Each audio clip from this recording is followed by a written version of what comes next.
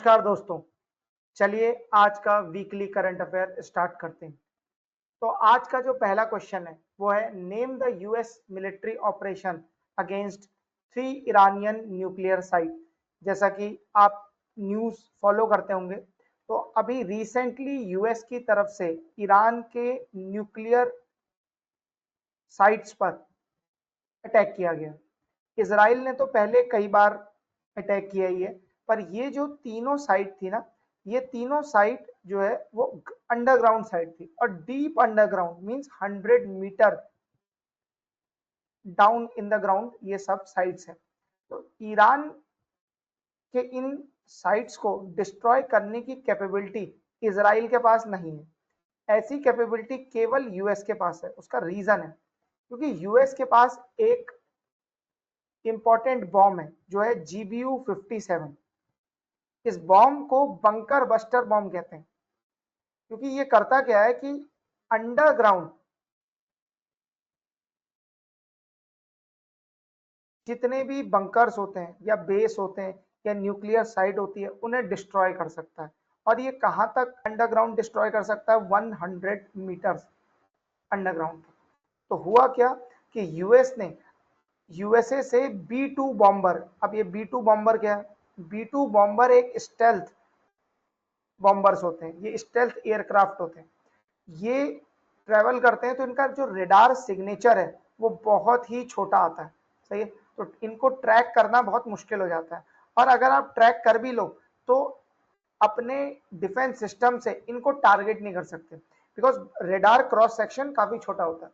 तो ये B2 bomber है यूएसए से उड़े और इन्होंने जाकर इजराइल को क्रॉस करते हुए ईरान के इन 3 इलाकों पर फॉर्डो, नतांज और इस्फान यहाँ पर बंकर बस्टर बॉम्ब गिराए। अब इस पूरे ऑपरेशन को यूएस मिलिट्री ने कहा ऑपरेशन मिडनाइट हैमर।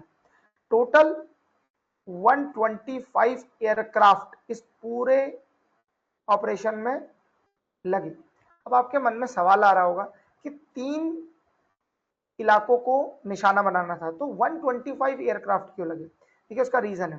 बिकॉज क्या होता है, जब पहले से ही पता होता है कंट्रीज को, क्योंकि ट्रंप ने पहले ही ये घोषणा कर दी थी कि हम अटैक करेंगे, तो ईरान के डिफेंस सिस्टम भी एक्टिव थे। ऐसे टाइम पर डिकॉय सिस्टम का यूज करना होता है।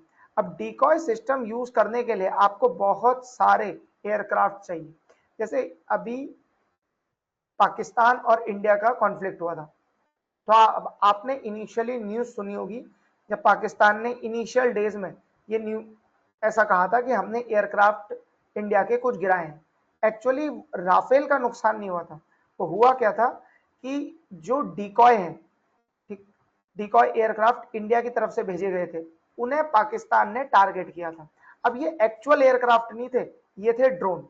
पर इनका जो रेडार क्रॉस सेक्शन है ना, वो ऐसा दिखता है कि वो एयरक्राफ्ट है। होता क्या है कि डिकॉय जब जाता है तो जितने भी मिसाइल डिफेंस सिस्टम है उनकी लोकेशन पता लग जाती है, और एक बार रेडार और मिसाइल डिफेंस सिस्टम की लोकेशन पता लग गई तो उनको टारगेट करना बड़ा आसान हो जाता है। इस तरीके से यूएसए ने इजराइल ईरान वॉर में अपना इन्वॉल्वमेंट किया। और डायरेक्ट इन्वॉल्वमेंट था, इनडायरेक्ट इन्वॉल्वमेंट तो उनका था ही हमेशा से, पर ये डायरेक्ट इन्वॉल्वमेंट था और ईरान के न्यूक्लियर साइट्स पर उन्होंने अटैक किया। डोनाल्ड ट्रंप का इसके बाद बयान भी आया। उन्होंने ये कहा कि ईरान के जितने भी न्यूक्लियर इंपॉर्टेंट साइट्स हैं वो डिस्ट्रॉय हो गई हैं और ईरान का न्यूक्लियर प्रोग्राम कम से कम 20 साल पीछे हो गया। तो ये पूरा ऑपरेशन आपको याद रखना है, ऑपरेशन मिडनाइट हैमर। चलिए आगे बढ़ते हैं। Iranian parliament approved the closure of dash following the US strikes on nuclear following the US strikes on its nuclear site। अभी इस पर डिस्कस किया था। अब ये ईरान की तरफ से एक फॉलोअप एक्शन। फॉलोअप एक्शन में क्या हुआ कि पहले आप ये इलाका देखिए। देखिए इस इलाके में ये ईरान है, ये इराक है, ये कुवैत है, ये छोटा सा बहरीन है और ये कतर है। अब तक आप ये समझ चुके होंगे कि हम मिडिल ईस्ट की बात कर रहे हैं। पर्शियन गल्फ को गल्फ ऑफ ओमान से जोड़ती है स्ट्रेट ऑफ हॉर्मुज। इस स्ट्रेट ऑफ हॉर्मुज पर ईरान का कंट्रोल है। अच्छा, ऐसा नहीं है कि यहाँ केवल ईरान का कंट्रोल है, यूएस के एयरक्राफ्ट कैरियर्स भी हमेशा यहाँ रहते हैं, ठीक, ताकि फ्री मूवमेंट हो सके। अब ये जो पूरा रूट है ना, ये बहुत इंपॉर्टेंट रोल प्ले करता है किस चीज में, ऑयल ट्रेड में। पूरी दुनिया का 20% ऑयल यहीं से ट्रेड होता है, और इंडिया और चाइना का तो ह्यूमंगस क्वांटिटी में ट्रेड यहीं से होता है ऑयल का। अच्छा, इंडिया का 80% ऑफ क्रूड ऑयल यहीं से आता है। अगर ईरान स्ट्रेट ऑफ हॉर्मूज को बंद कर देगा तो इसका डायरेक्ट इंपैक्ट दो कंट्रीज पर सबसे ज्यादा पड़ेगा, पहले इंडिया, दूसरा चाइना। इन दो कंट्रीज पे इसका काफी इफेक्ट पड़ने वाला है। तो स्ट्रेट ऑफ हॉर्मूज को याद रखिएगा। स्ट्रेट ऑफ हॉर्मूज ऐसी स्ट्रेट है जो पर्शियन गल्फ को गल्फ ऑफ ओमान से जोड़ती है। ये हो गया पहला। दूसरा देखिए, ईरान स्ट्रेट ऑफ हॉर्मूज को वेपन की तरह यूज करता है, जब भी उस पर अटैक होता है तो वो स्ट्रेट ऑफ हॉर्मूज बंद कर देता है, ठीक। पर इस बार यूएस का क्लियरली कहना है कि अगर ईरान ने ये स्ट्रेट ऑफ हॉर्मूज बंद करी तो इसका डायरेक्ट इंपैक्ट चाइना और इंडिया पर पड़ेगा, ना कि हम पर। तो एक बड़ा इशू, ठीक। आगे बढ़ते हैं, एक मिनट दीजिए बस।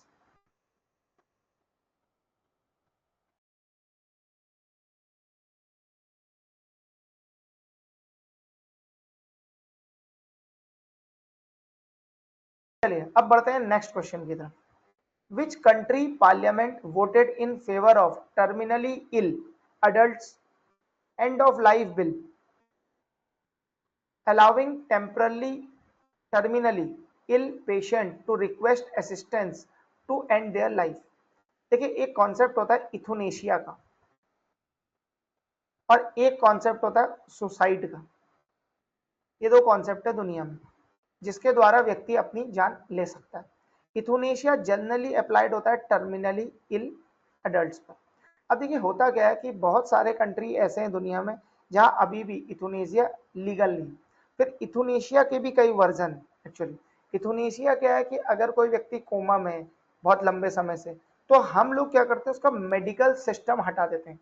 पर यहाँ पर जिस चीज की बात हो रही है वो अलग है क्या, ये इस बिल के द्वारा जो अडल्ट है इंग्लैंड और वेल्स में। अब आप तो जानते हैं जो यूनाइटेड किंगडम है वो मेजरली चार किंगडम उसके अंदर है, चार स्टेट्स उसके अंदर है। एक तो वेल्स है, दूसरा इंग्लैंड है, तीसरा स्कॉटलैंड है और चौथा नॉर्दर्न आयरलैंड है, ठीक।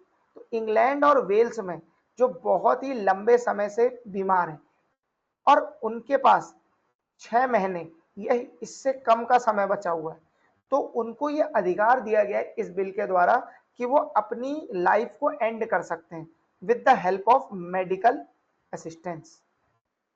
तो ये एक बिल है। अच्छा, ये बिल काफी कंट्रोवर्शियल रहा और बहुत ही कम मार्जिन से इसे लोअर हाउस ऑफ ब्रिटेन ने पास किया। इसके बाद ये अपर हाउस में जाएगा, वहां भी इसके पास होने की संभावना है। तो इस तरीके से यूके के लोगों को एक ऐसा राइट मिल गया कि वो टर्मिनली इल पेशेंट जो है, अगर वो मेंटली स्टेबल है तो वो रिक्वेस्ट कर सकता है अपनी लाइफ को एंड करना। अभी क्या होता था कि जैसे यूके के जो लोग हैं वो स्विट्जरलैंड जाते थे ये पूरा प्रोसीजर करने। तो होता क्या है, जैसे अब आपके देश में अगर ये अलाउड नहीं है तो लोग दूसरे देश की नागरिकता ले लेते हैं, क्योंकि इतना परेशानी होती है, बहुत दिक्कत होती है इस पर, ठीक है। तो ये एक अधिकार अब धीरे धीरे दुनिया में बड़ा कॉमन हो रहा है, ठीक। आगे बढ़ते हैं नेक्स्ट खबर की तरफ। नेक्स्ट क्वेश्चन है, the Indian Navy will commission its latest stealth multi role frigate on July 1 at Kaliningrad in Russia. तो देखिए, अभी अभी ऐसी खबर आई थी कि इंडियन नेवी को एक नया स्टेल्थ मल्टी रोल फ्रिगेट मिल गया और ये जो फ्रिगेट है इसका नाम है आईएनएस तमल। अब देखिए, एक रशिया में शिपयार्ड है, जैसे इंडिया में भी बहुत शिपयार्ड है, गोवा शिपयार्ड हो गया, मज माजगांव शिपयार्ड हो गया। शिपयार्ड में क्या होता है, शिप्स बनते हैं। तो रशिया में एक बहुत फेमस शिपयार्ड है जिसका नाम है यंतर शिपयार्ड। इस यंतर शिपयार्ड में ये latest stealth multi role frigate बना है। अब देखिए, इंडिया में क्या होता है ना, क्लासेस होती हैं फ्रिगेट्स की। फ्रिगेट क्या है, जैसे आपने सुना होगा एयरक्राफ्ट कैरियर। ऐसी होता है एक फ्रिगेट, मतलब it is a type of a ship, ठीक। एक इसी के जैसा होता है डिस्ट्रॉयर, एक होता है सबमरीन, तो there are various types of ships, ठीक। अब देखिए इंडिया सुशील क्लास के शिप फ्रिगेट अभी बना रहा है। सुशील क्लास क्या है, ये थोड़ी एडवांस क्लास है। इससे पहले वाली क्लास थी तलवर, और उससे पहले वाली तेग। तो तलवर और तेग के अभी भी भारत के पास 3-3 फ्रिगेट है। सुशील के टोटल 6 फ्रिगेट है। एक फ्रिगेट और एक्स्ट्रा बना है, तो ये ऐसा था कि इंडिया ने 6 का ऑर्डर दिया था और उसमें +2 आप बढ़ा सकते थे, ऐसा ऑप्शन था, ठीक। तो हुआ क्या, इंडिया ने 7th वाला भी रशिया से लिया और 8th वाला जो आखिरी था वो था INS तमल। अब इसके बाद कोई भी ऐसा एयरक्राफ्ट, कोई भी ऐसा फ्रिगेट इंडिया की नेवी में इंडक्ट नहीं होगा जो बाहर बना हो। सारे जो फ्रिगेट्स हैं वो अब इंडिया में ही बनेंगे। अच्छा, एक और अच्छी बात है, ये बना तो बाहर है पर इसमें इंडियन डिफेंस अटैचे, इसका बड़ा इंपॉर्टेंट रोल है, because 26% of this aircraft is made from indigenous, यानी भारत के इक्विपमेंट्स और टेक्नोलॉजी से बने हैं। हालांकि ये 26% आपको कम लग रहा होगा, पर आप ये सोचो कि पूरा जो स्टेल्थ मल्टी रोल फ्रिगेट है वो एक नीश क्वालिटी का नेवी शिप है, और इसमें 26% भी एक अच्छा नंबर है, ठीक। और प्लस ये इंडिया के बाहर भी बन रहा था। अब इसमें और क्या क्या चीजें, देखिए इसमें एक तो ब्रह्मोस मिसाइल सिस्टम है, वो भी इसमें अटैच किया गया, तो एक बहुत ही पावरफुल पोटेंट स्टेल्थ फ्रिगेट है, ठीक। आगे बढ़ते हैं नेक्स्ट क्वेश्चन की तरफ। World rain forest day is observed annually on dash to raise awareness about critical importance of rain forest and the urgent need of their protection. तो सबसे पहले देख लेते हैं कि वर्ल्ड रेन फॉरेस्ट डे कब मनाया जाता है। इसका करेक्ट आंसर है जून 22। अब देखिए बात है 2017 की, तो 2017 में रेन फॉरेस्ट पार्टनरशिप नाम की संस्था ने, ये एक नॉन प्रॉफिटेबल ऑर्गेनाइजेशन है, रेन फॉरेस्ट पार्टनरशिप, इस संस्था ने ऑस्टिन टेक्सास में वर्ल्ड रेन फॉरेस्ट डे मनाना शुरू करा। इसके बाद ये पूरा डे पूरी दुनिया में पॉपुलर हो गया। उसका कारण है बिकॉज रेन फॉरेस्ट, फॉरेस्ट तो वैसे ही बहुत इंपॉर्टेंट है, पर रेन फॉरेस्ट सबसे ज्यादा इंपॉर्टेंट है। उसका रीजन है बिकॉज रेन फॉरेस्ट ऐसे इलाकों में होते हैं जहां बारिश बहुत ज्यादा पड़ती है। रेन फॉरेस्ट में बहुत ज्यादा बायोडाइवर्सिटी होती है, तो अगर रेन फॉरेस्ट को कोई खतरा होता है तो बहुत सारे एनिमल्स यानी फ्लोरा और फौना दोनों का एक्सटिंक्शन का खतरा बढ़ जाता है। इसीलिए रेन फॉरेस्ट को बचाना बहुत ज्यादा इंपॉर्टेंट है। प्लस रेन फॉरेस्ट में एक और चीज होती है, कार्बन सिंक। यहाँ पर पूरी दुनिया की बहुत ज्यादा कार्बन डाइऑक्साइड प्रोसेस होती है और कार्बन स्टोर होता है। तो अगर रेन फॉरेस्ट को कोई इशू आएगा, जैसे अभी कुछ दिन पहले देख रहे थे हम कि अमेजोन के जंगलों में आग लगने का इशू आ रहा है, कई सालों से वो जंगल रिड्यूस होते जा रहे हैं, वो भी रेन फॉरेस्ट है।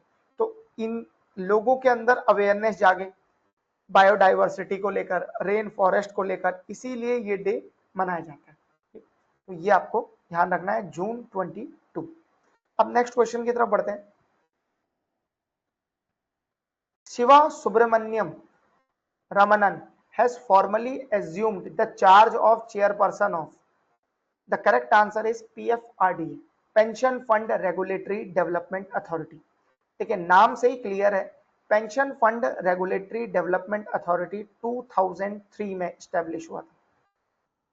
अभी आपने जरूर सुना होगा एनपीएस का नाम, एनपीएस हो गया, एपीवाई अटल पेंशन योजना, ये दोनों में पेंशन मैनेज करता है पीएफआरडी, ठीक। अब बड़ा इंपॉर्टेंट है यहां पर समझना, देखिए इंडिया का ऐसा टारगेट है कि हम लोग जो पूरी पॉपुलेशन है उसे पेंशन में कवर कर दें। देखिए फॉर पुअर पीपल गवर्नमेंट ने अटल पेंशन योजना बनाई है जिसमें मैक्सिमम 5000 पर मंथ मिलता है, ठीक। और बाकी मिडिल क्लास के लिए एनपीएस है। अभी और भी कई कई स्कीम आ रही है, जैसे वात्सल्य स्कीम आई, जिसमें आप क्या कर सकते हैं, अपने बच्चों के लिए आज से ही पैसा जमा कर सकते हैं ताकि भविष्य में उन्हें पेंशन मिले। तो एक सोशल सिक्योरिटी मिलती है ओल्ड एज में लोगों को। ये अब देखिए, पीएफआरडीए के जो पुराने चेयरपर्सन थे वो थे दीपक मोहंती।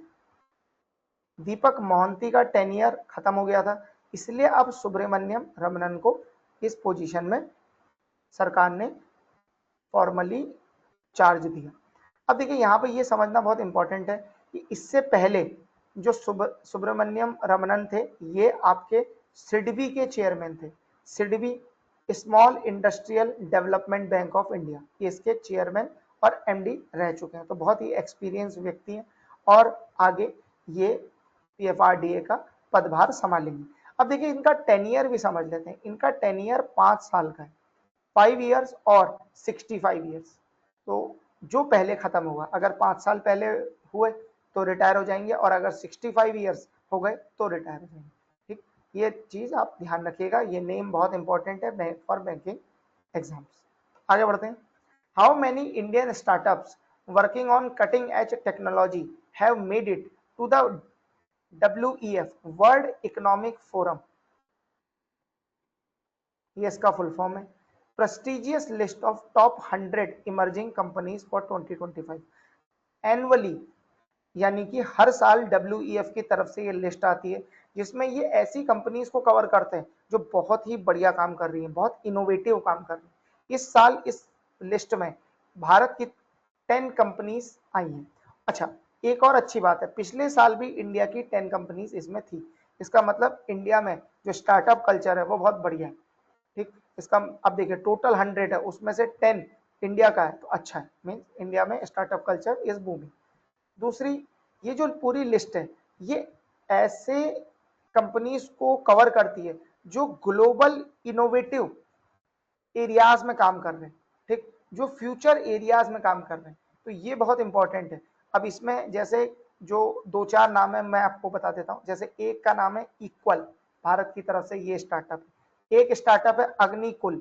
अब देखिए, अग्निकुल का बड़ा इंपॉर्टेंट रोल है, क्योंकि कुछ दिन पहले क्या हुआ था, एक स्मॉल सैटेलाइट्स वो स्पेस में भारत की तरफ से छोड़ी गई थी, एक प्राइवेट कंपनी की तरफ से। वो प्राइवेट कंपनी का नाम अग्निकुल है। अब देखिए कितना इनोवेटिव ये लोग काम कर रहे हैं, क्योंकि सैटेलाइट स्पेस में छोड़ना is very very niche technology. बड़े बड़े देश आज तक इतने कैपेबल नहीं हुए कि अपनी सैटेलाइट को वो स्पेस में पहुंचा सके, पर भारत की एक प्राइवेट कंपनी ये काम कर रही है। तो ये कंपनी भी इसमें है। तो इंडिया की तरफ से कितनी है, टोटल 10 कंपनीज हैं। ठीक, अच्छा, अब नेक्स्ट क्वेश्चन की तरफ बढ़ते हैं।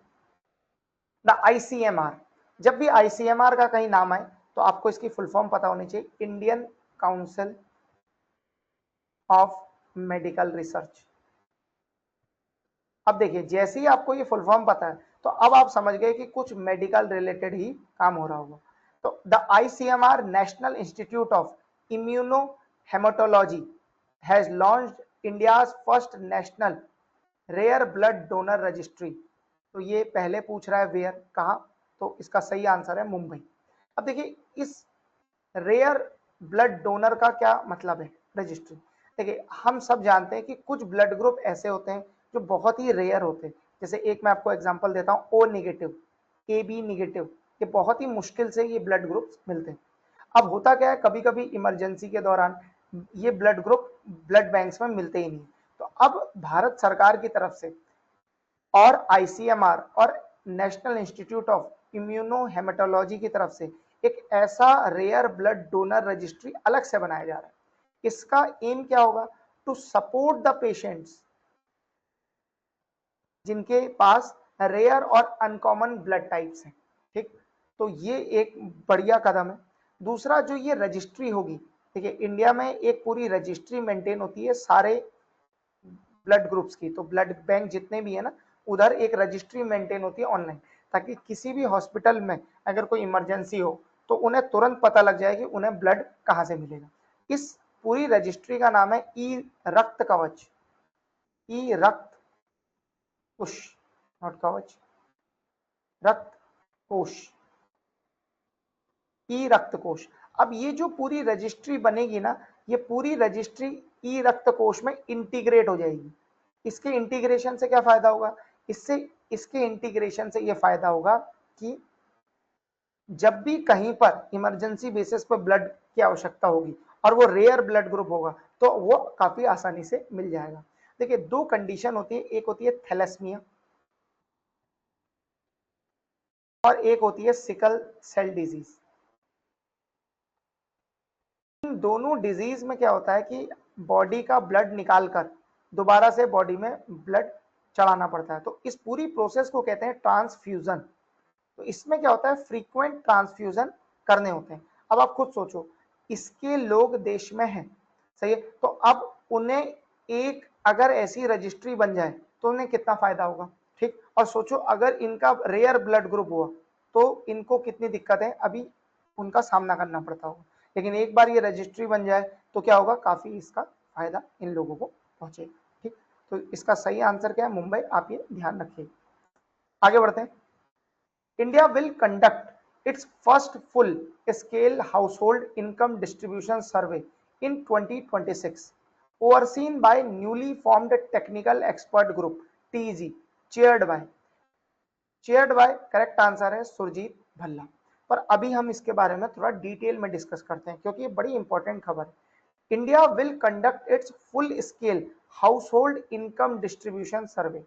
इतना डिटेल्ड इनकम डिस्ट्रीब्यूशन सर्वे पहली बार इंडिया में हो रहा है, और ये जो पूरा सर्वे है ना, ये एनएसओ यानी नेशनल स्टैटिस्टिकल ऑफिस के द्वारा कंडक्ट किया जा रहा है।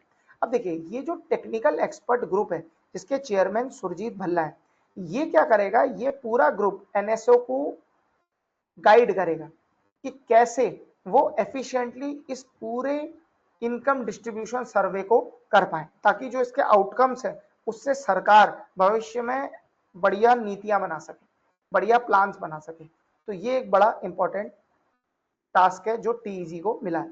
अब देखिए, इस सर्वे का जो मेन एम है वो ये है कि भारत के लोगों का जो इनकम डिस्ट्रीब्यूशन है ना, वो हम लोग केटर कर पाए।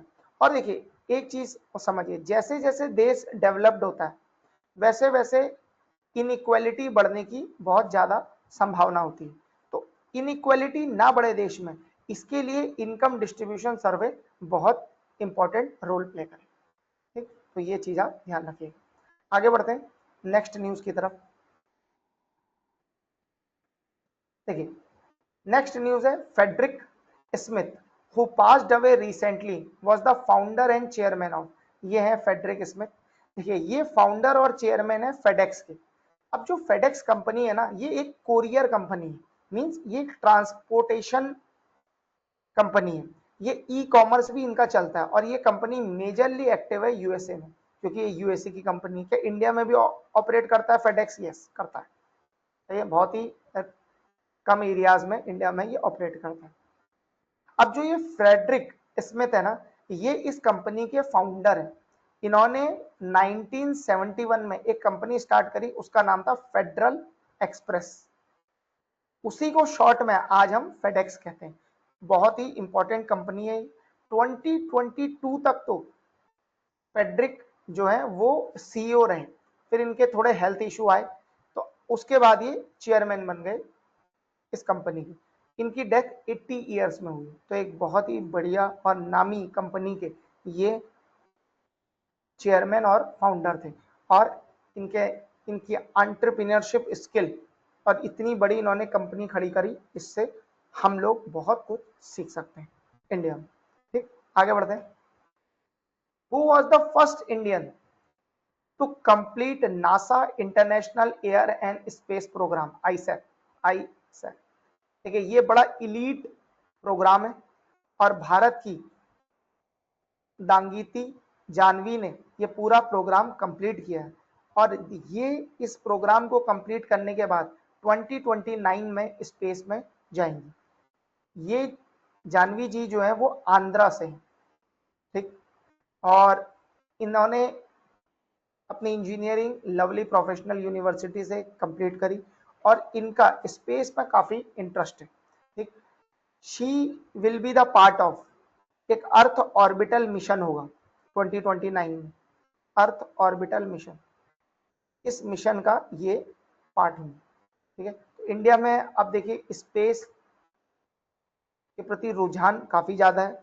अभी कुछ ही दिनों पहले इंडिया के सेकंड व्यक्ति जो स्पेस में गए वो भी गए थे। ठीक है, अभी नीचे उन पे क्वेश्चन है इसीलिए मैं उनका नाम नहीं ले रहा हूँ। ठीक, तो इंडिया में धीरे धीरे क्या हो रहा है कि स्पेस के प्रति रुझान बढ़ रहा है और जो यंग माइंड्स हैं वो स्पेस की तरफ अपना जा रहे हैं। ठीक, तो इंडिया का अभी जो गगनयान मिशन है वो भी शेड्यूल्ड है और फ्यूचर में हम अपना पहला स्टेप मून में रखेंगे। ठीक, तो ये भी एक बहुत इंपॉर्टेंट न्यूज है। आगे बढ़ते हैं। Which is the third state after Mizoram? Mizoram was the first state and Goa second to become fully functional literacy state, surpassing the 95% benchmark set by Ministry of Education। देखिए, कुछ दिन पहले आपने ऐसी न्यूज सुनी होगी कि मिजोरम देश का पहला स्टेट बन गया है जहां फुली फंक्शनल लिटरेसी स्टेट है। ठीक, अब यहां पर यह समझना जरूरी है कि अगर फुल लिटरेसी स्टेट कोई घोषित हो जाए तो जरूरी नहीं है कि उसमें 100% लिटरेसी हो। यूनेस्को के मानक ये कहते हैं कि अगर किसी स्टेट में 95% या उससे ज्यादा लिटरेसी है तो आप उसे फुली लिटरेट स्टेट घोषित कर सकते हैं। अब हुआ क्या कि मिजोरम और गोवा के बाद त्रिपुरा ऐसा स्टेट बना जिसमें जो लिटरेसी है वो 95.6% पहुंच गई है। अब देखिए 2023 में ये लिटरेसी 93.7% थी। देखिए, अब त्रिपुरा ने जो है इसकी शुरुआत मैं आपको बताता हूं। जब ये अनाउंसमेंट हुआ तो वहां के चीफ मिनिस्टर मानिक शाह ने ये स्टेटमेंट दिया और ये काफी बढ़िया स्टेटमेंट है। उन्होंने ये कहा कि 1961 में त्रिपुरा की लिटरेसी थी 20.24 और त्रिपुरा जो है वो रिमोट एरिया में, ऐसा नहीं है कि त्रिपुरा बिल्कुल मेनलैंड इंडिया, बिल्कुल कोने में। तो आप सोचो कि वहां पर एजुकेशन यानी लिटरेसी को इतना बढ़ाना is very very tough thing. और त्रिपुरा की गवर्नमेंट हो या इंडियन गवर्नमेंट हो, दोनों के प्रयासों से ये 95.6% का टारगेट अचीव हुआ है।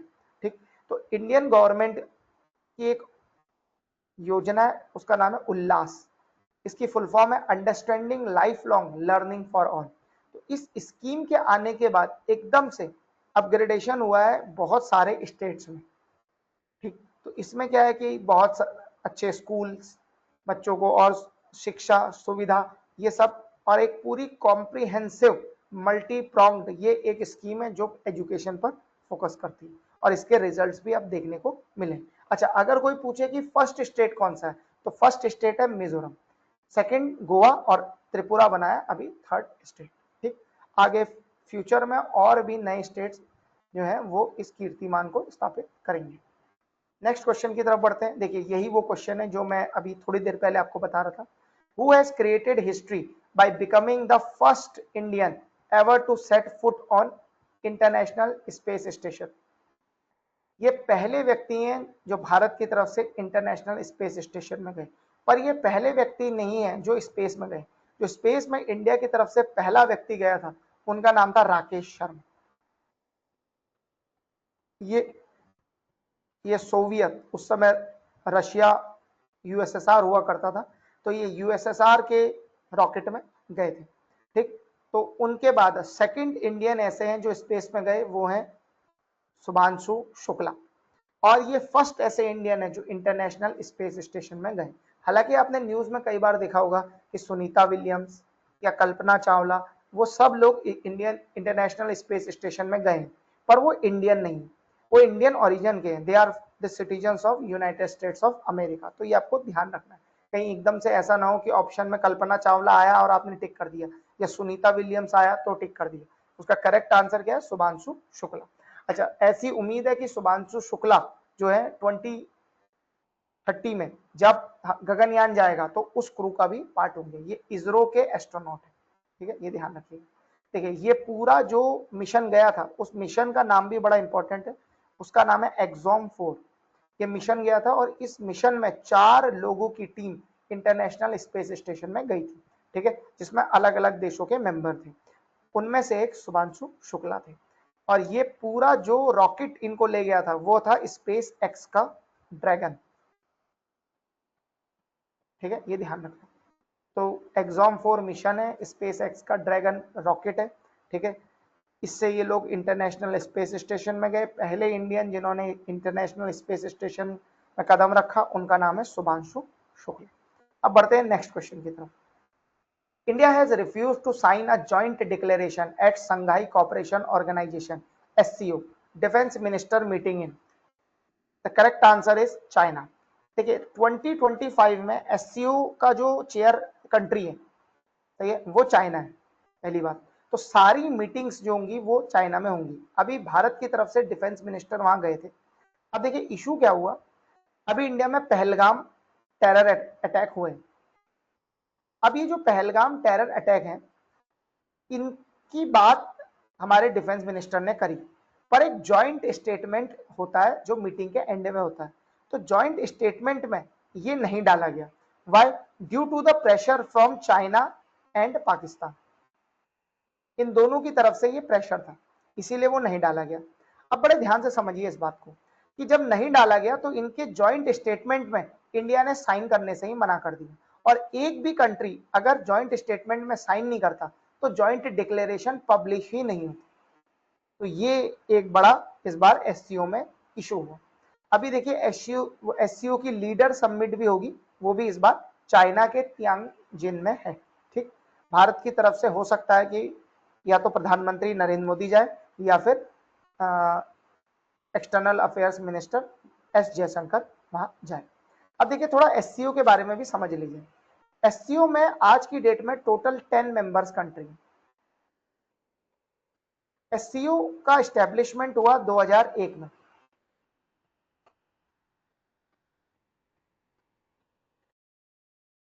चाइना चाहता था कि जितने भी रशिया यानी USSR टूट के जितने भी देश बने ना, उनसे चाइना का इन्वॉल्वमेंट काफी बढ़े, इसीलिए उन्होंने SCO बनाया।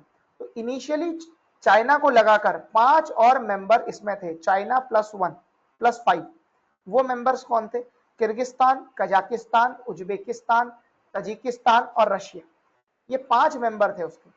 बाद में क्या हुआ, धीरे धीरे इसमें मेंबर बढ़ने लगे। फिर इसमें इंडिया, पाकिस्तान, ईरान और बेलारूस ये भी ऐड हुए। तो टोटल मेंबर्स आज की डेट में कितने? 10 मेंबर कंट्रीज हैं। ठीक, चाइना का इसमें बड़ा इंपॉर्टेंट रोल है क्योंकि China is one of the founding member, इसीलिए इस पूरे ग्रुप का नाम है शंघाई कॉपरेशन ऑर्गेनाइजेशन। ये ध्यान रखिए।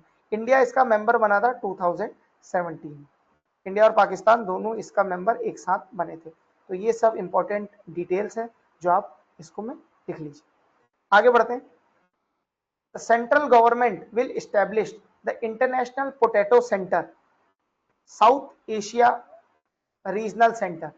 International Potato Center, South Asia Regional Center at, the correct answer is Agra.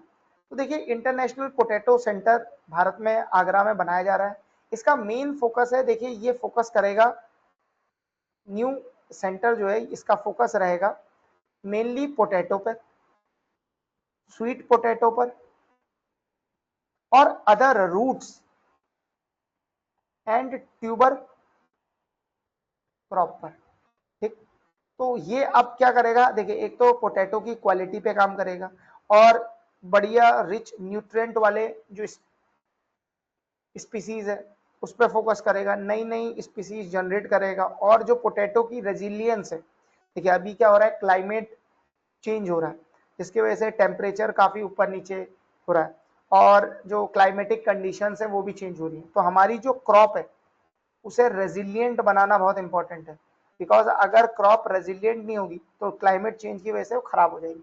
इसीलिए आजकल क्या है कि इंडिया में बहुत ज्यादा रिसर्च हो रही है, ठीक, इस सब मामले में। अच्छा, ये पूरा जो सेंटर है ना, ये 10 हेक्टेयर के इलाके में, और ये पूरा लैंड यूपी गवर्नमेंट ने इस इंटरनेशनल पोटैटो सेंटर के लिए दिया।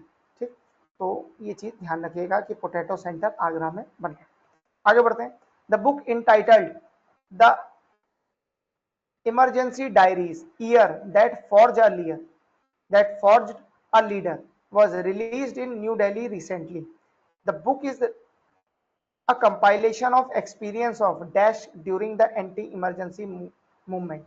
The correct answer is experience of our Prime Minister Shri Narendra Modi.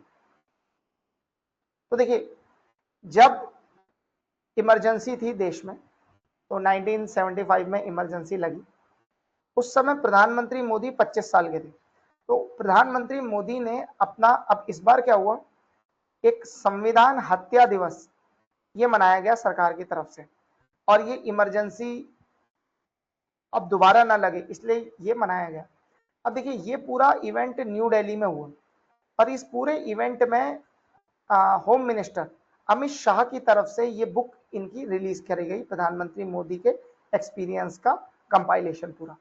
अब उस समय प्रधानमंत्री मोदी 25 साल के थे, तो उन्होंने अलग अलग अपने पुराने दिनों को वो याद करते हुए कहते हैं कि उस समय उन्होंने कई बार, प्रधानमंत्री मोदी कह चुके हैं कि इमरजेंसी के दौरान, अब हो क्या रहा था कि जनता पार्टी के सारे नेताओं को जेल में बंद करा जा रहा था, तो उस समय जेल में बंद ना हो प्रधानमंत्री, इसलिए उन्होंने अलग अलग रूप धरे, मतलब कभी वो सिख बने, कभी संत बने, कभी न्यूज़पेपर बांटने वाला बने।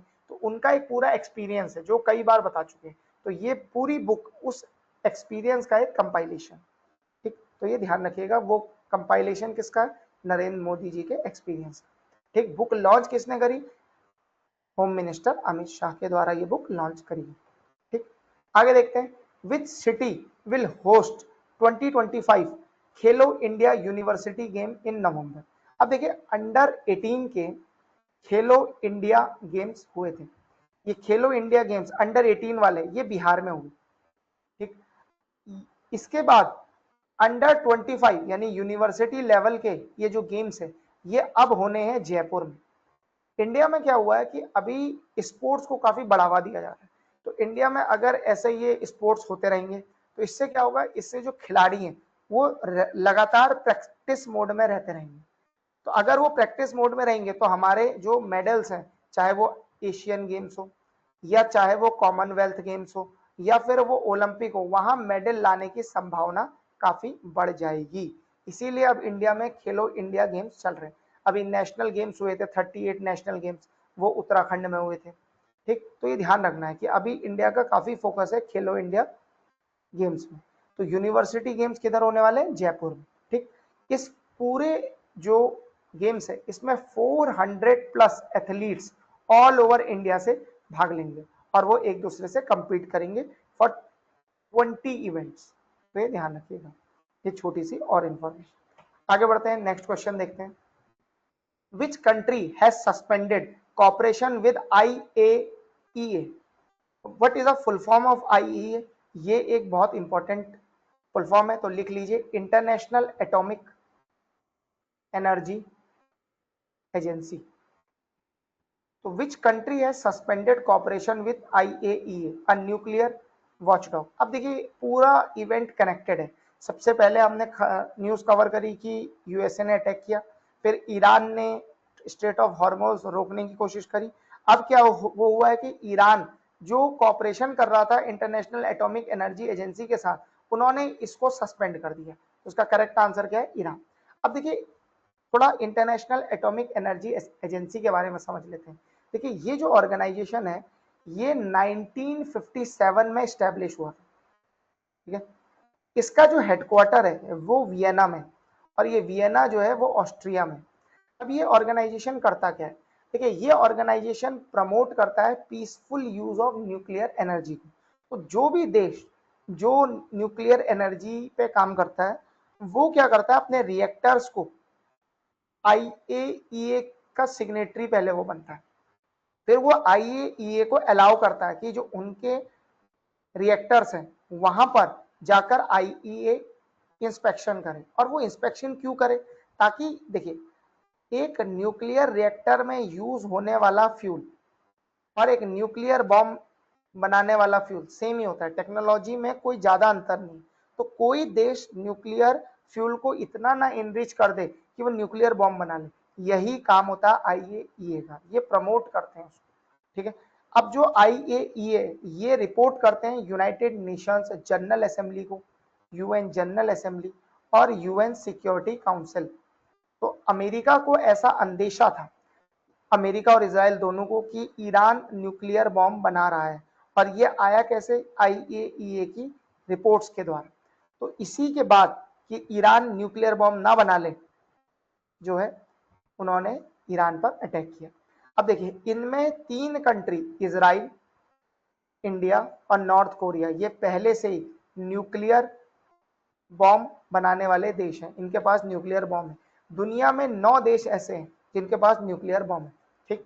और वो नॉर्थ कोरिया सबसे लेटेस्ट है। पहले 5 तो थे ही जो यूएन सिक्योरिटी काउंसिल के मेंबर है, ठीक। उसके बाद क्या हुआ? उसके बाद इजराइल, इंडिया और पाकिस्तान ये बने, तो 5, 3, 8, टोटल 8 हो गए। फिर लेटेस्ट जो इसमें एडिशन हुआ है वो नॉर्थ कोरिया का हुआ। तो अब यूएसए और इजराइल दोनों नहीं चाहते हैं कि ईरान ये बॉम्ब बना ले, क्योंकि अगर ईरान ने ये बॉम्ब बना लिया तो फिर सऊदी अरेबिया और बाकी मिडिल ईस्ट कंट्री भी ये बॉम्ब बनाएंगे, तो ये बड़ा इशू हो जाएगा, ठीक। तो इसीलिए दुनिया नहीं चाहती कि ईरान बॉम्ब बने।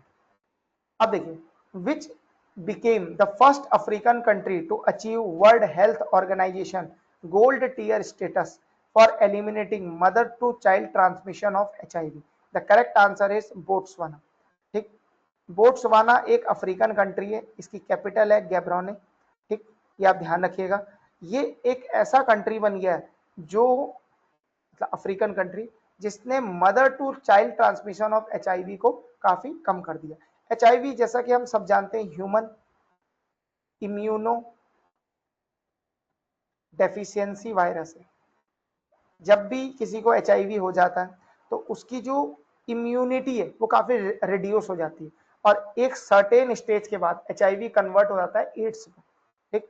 तो एड्स का मतलब ही ये है कि हमारी जो इम्यूनिटी सिस्टम है ना वो खत्म हो गया। एक बार हमारा इम्यूनिटी सिस्टम खत्म हो गया तो हम बीमारियों के से ग्रसित हो जाएंगे। तो ये एक बड़ा इशू है। तो HIV अपने आप में कुछ खराब नहीं है, ये वायरस अपने आप में कुछ नहीं करता। ये करता क्या? आपकी इम्यूनिटी खत्म कर देता है, सारे व्हाइट ब्लड सेल्स मार देता है। एक बार सारे व्हाइट ब्लड सेल्स मर गए तो फिर तो देखिए चारों तरफ क्या है, हमारे बीमारियों के कीटाणु हैं, वो क्या करते हैं, वो हमारी बॉडी पे अटैक कर देते हैं। तो ये एक बड़ा इशू है।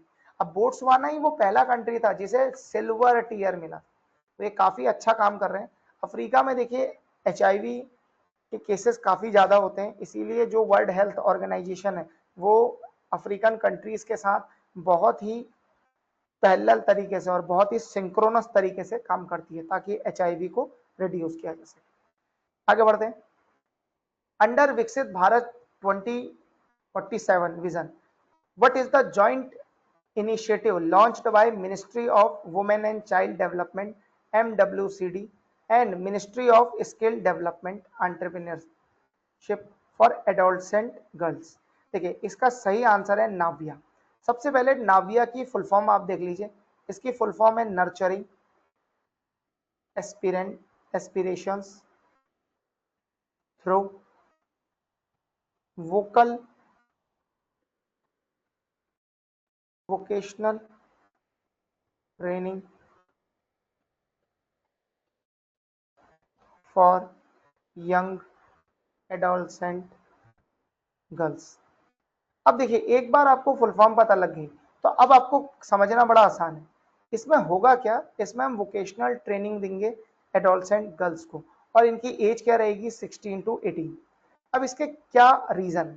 देखिए, इसका जो मेन ऑब्जेक्टिव है वो है कि एम्पावर हो सके एडोलसेंट गर्ल, क्योंकि एक बार वोकेशनल ट्रेनिंग मिलती है तो क्या होता है, एक तो कॉन्फिडेंस देखिए बूस्ट होता है, दूसरा कल को जॉब अपॉर्चुनिटीज काफी खुल जाती है, ठीक है, जॉब अपॉर्चुनिटीज। तो ये 2 काम होते हैं।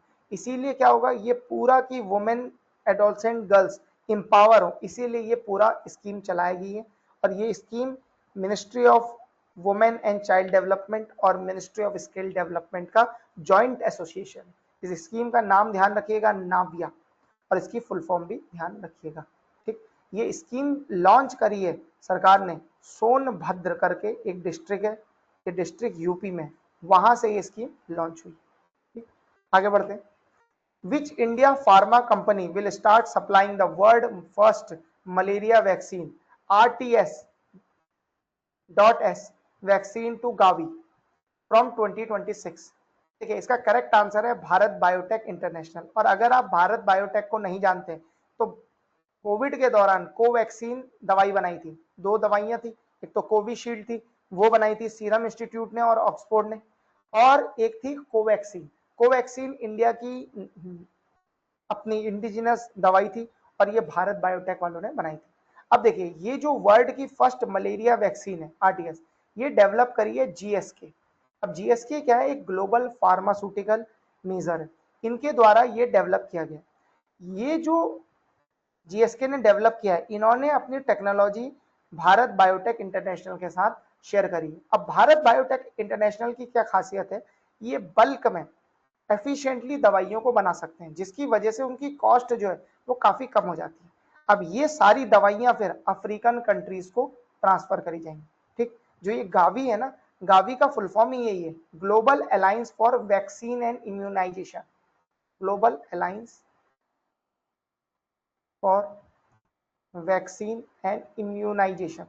अब हम तो सब जानते हैं कि दुनिया में अफ्रीका ही एक ऐसा एरिया है, अफ्रीका और एशिया के, साउथ एशिया के कुछ पार्ट्स, जहां पर अभी भी वैक्सीनेशन प्रॉपर तरीके से नहीं है, वहां पर वैक्सीनेशन बढ़े, इसीलिए गावी प्लेटफॉर्म बनाया गया।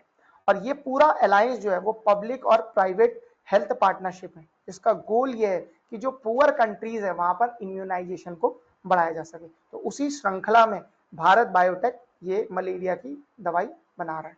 ठीक, आगे बढ़ते हैं।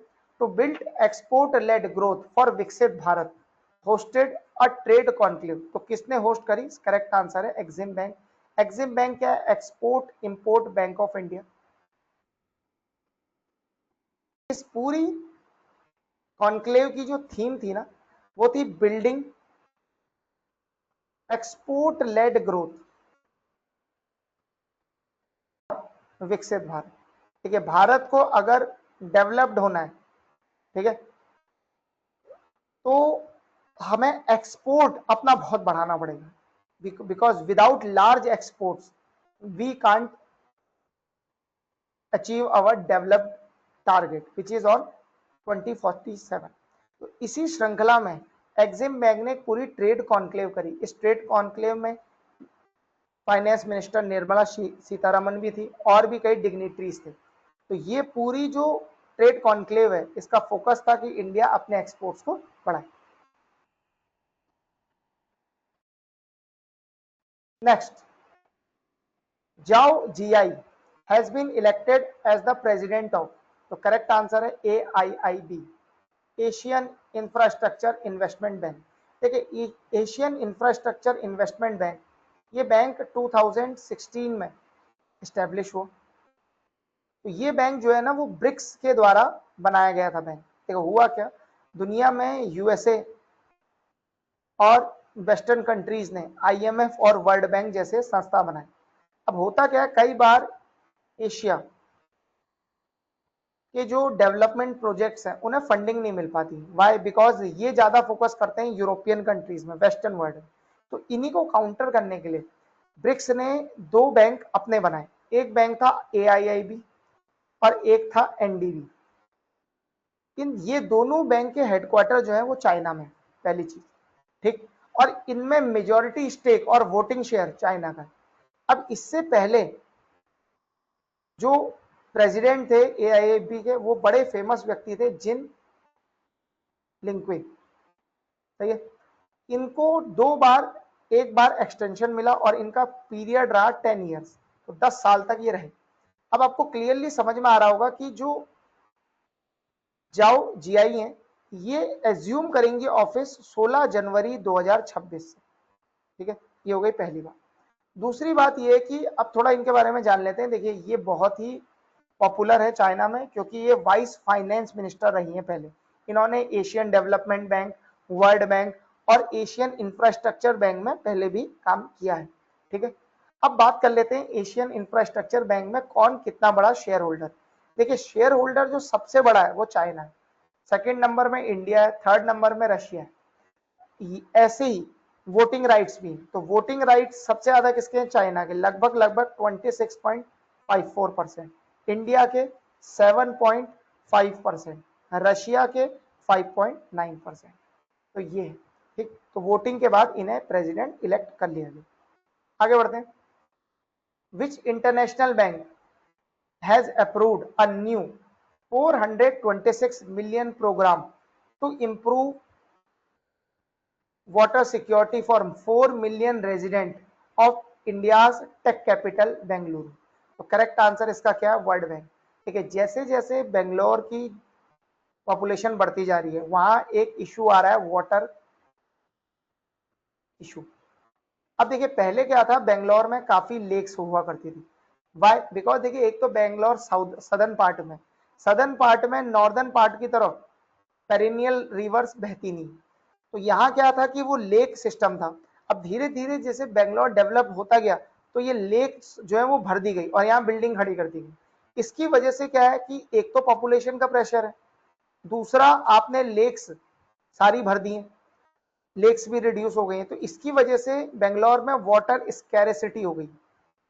अब बेंगलोर में क्या कर रहे हैं वो लोग, ऐसे प्रोजेक्ट्स पे काम कर रहे हैं जिससे वाटर सिक्योरिटी इंप्रूव हो सके। ठीक, तो इसी श्रृंखला में वर्ल्ड बैंक की तरफ से 426 मिलियन का ये लोन दिया गया। कर्नाटका गवर्नमेंट अपनी तरफ से कुछ फंड इसमें डालेगी और बेंगलोर में वाटर के जो रिसोर्स है उनको बढ़ाएगी, ताकि जो रेजिडेंट्स बढ़ते जा रहे हैं बेंगलोर के, उनका जो वाटर सिक्योरिटी है वो इंश्योर किया जा सके। ठीक, तो आज का सेशन यहीं समाप्त होता है। आपको ये सेशन कैसा लगा हमें जरूर बताइए। See you in the next class.